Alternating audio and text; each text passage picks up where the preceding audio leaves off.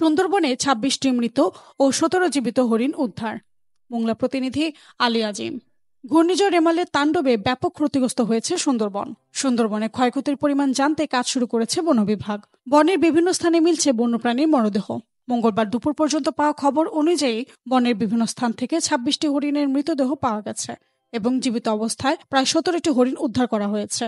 এছাড়া ক্ষতিগ্রস্ত হয়েছে বন বিভাগের ২৫টি টহল ফাঁড়ি। লবণ পানি ঢুকে নষ্ট হয়েছে প্রায় সকল মিঠা পানির পুকুর। সুন্দরবন পূর্ব বন বিভাগের করমজল বন্যপ্রাণী প্রজনন কেন্দ্রের ভারপ্রাপ্ত কর্মকর্তা হাওলাদার আজাদ কবির বলেন, সাধারণত জলোচ্ছ্বাস হলে বন্যপ্রাণীরা উঁচু স্থানে ও গাছে আশ্রয় নেয়। ঘূর্ণিঝড়ের রেমালের প্রভাবে বনের ভেতর অধিক উচ্চতায় জলোচ্ছ্বাস হয়েছে, ফলে বনের উঁচু স্থান তলিয়ে যাওয়ায় প্রাণীদের আশ্রয় নিতে সমস্যায় পড়তে হয়েছে। অধিক জলোচ্ছ্বাসের ফলে নিরাপদ আশ্রয়ে না যেতে পেরে হরিণগুলোর মৃত্যু হতে পারে। সুন্দরবন বিভাগের খুলনা অঞ্চলের বন সংরক্ষণ মিহির কুমার দো বলেন, মঙ্গলবার দুপুর পর্যন্ত পাওয়া খবর অনুযায়ী সুন্দরবনের কটলা এবং দুবলা এলাকা সহ বনের বিভিন্ন স্থান থেকে মোট ২৬টি মৃত হরিণ উদ্ধার করা হয়েছে। এছাড়া আহত অবস্থায় আরও ১৭টি উদ্ধার করেছে বনরক্ষীরা। তবে হরিণের পাশাপাশি আরও বন্যপ্রাণী মারা যেতে পারে। সেসব মৃত প্রাণীর খোঁজে বনরক্ষীরা তৎপর রয়েছে।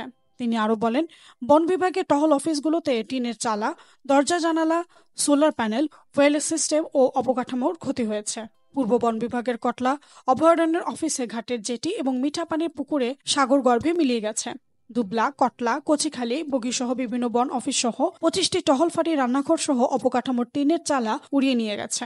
সুন্দরবনের ৮০টি মিঠা পানির উৎস পুকুরে ৮ থেকে ১০ ফুট উচ্চতার জলোচ্ছ্বাসে নোনা পানিতে তলিয়ে যাওয়ায় বনকর্মীদের পাশাপাশি প্রাণীরাও সুপেয় পানির সংকটে রয়েছে।